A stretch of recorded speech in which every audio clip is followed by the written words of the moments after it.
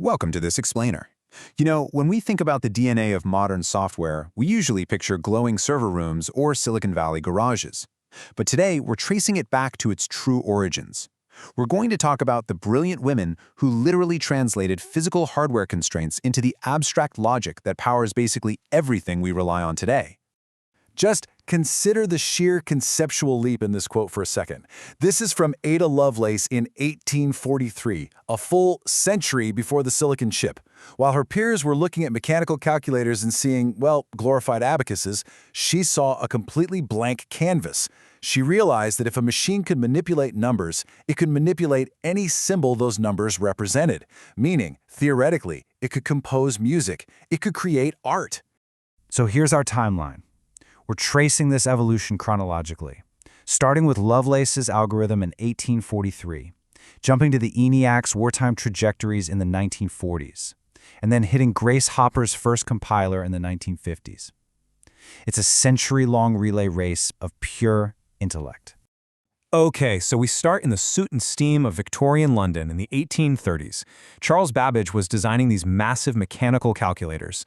It's the height of the Industrial Revolution, and Babbage is a guy envisioning the future in brass and gears. He wanted to mechanize mathematics to solve a really pressing human problem: calculation errors. Human errors in shipping and engineering were literally costing fortunes and lives. Think of it as the ultimate 19th century push to eliminate critical system crashes. But the leap from his first machine, the difference engine, to his second, the analytical engine, was profound. The difference engine just solved basic math tables to eliminate those human errors. But the analytical engine? That was a blueprint for memory, processing, and programmable input and output. He wasn't just building a better calculator anymore, he was establishing the very first blueprint for a programmable architecture. It was a completely general-purpose foundation. And this is where Ada Lovelace steps in with some massive breakthroughs in 1843. She authored the world's very first computer program or algorithm. And get this, she designed it for a machine that was completely unbuilt. It existed only in her and Babbage's imaginations. She saw the software abstracting from the hardware before the hardware even existed. She foresaw the manipulation of symbols, not just math, grasping the deeper truth of computation that honestly even its inventor kind of missed. Now, those incredible Victorian ideas sort of faded into obscurity. The world just wasn't ready for them. That is, until the 1940s, when the extreme urgency of global conflict demanded their resurrection.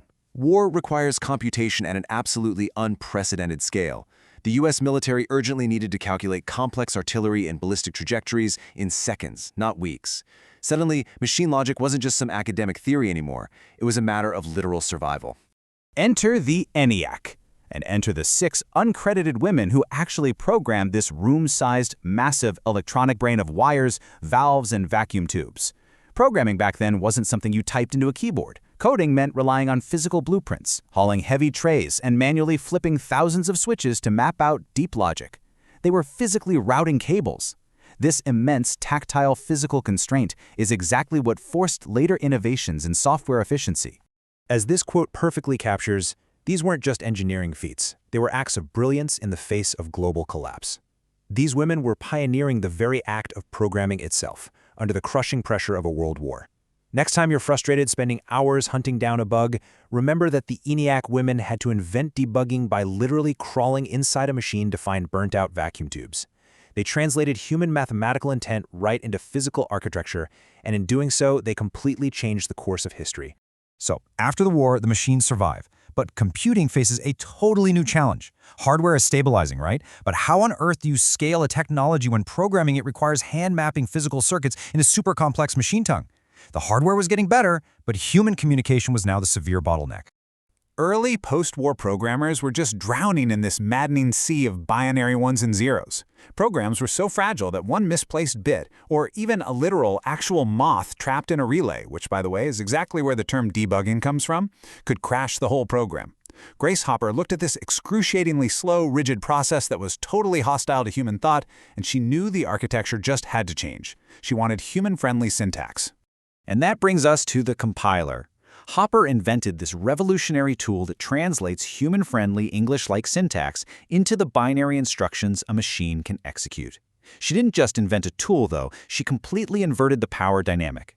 Instead of forcing humans to adapt to the machine's architecture, she forced the machine to parse human logic. The compiler does all that tedious translation work automatically. Hopper vividly remembered those agonizing manual constraints of the 1940s, so she relentlessly drove toward reusable, efficient syntax.